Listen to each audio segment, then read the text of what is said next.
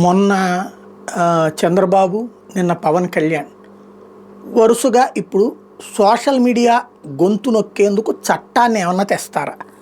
ఫేస్బుక్లు, యూట్యూబ్లు, లేకపోతే ఇతరత్ర social media ప్లాట్ఫారాలని మనం దుష్ప్రచారం చేయాలన్నప్పుడు స్వేచ్ఛ కావాలి, ప్రజాస్వామ్యం. మన మీదన సత్ప్రచారం జరిగినా దాన్ని దుష్ప్రచారం అని చెప్పాలంటే గొంతు నొక్కేయాలి.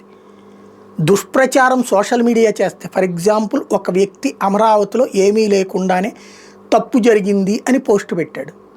దాని కిందనే నువ్వు చెప్పింది తప్పు అని కామెంట్ చేయడానికి ప్రతి ఒక్కడికి అధికారం ఉంది. వందలు కాదు వేల ట్వీట్లు చేస్తున్నారు అంటే హక్కు ఉంది అక్కడ.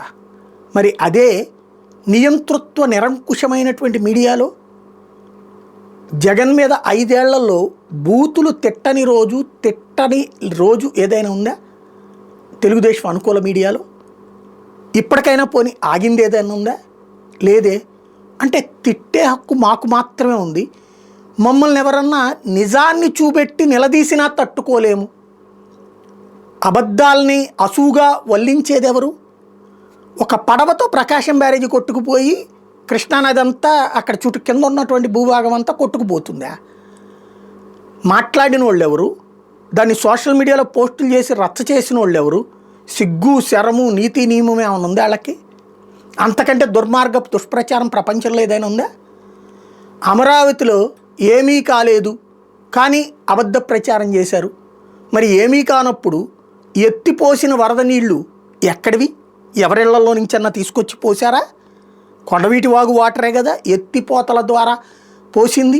అట్లాగే అక్కడ నీళ్లు నిలబడిపోతే రోడ్లకు గండి కొట్టామని చెప్పింది ఎవరు? నారాయణ గారే కదా. అంటే నీళ్లు లేకుండానే గండి కొట్టారా?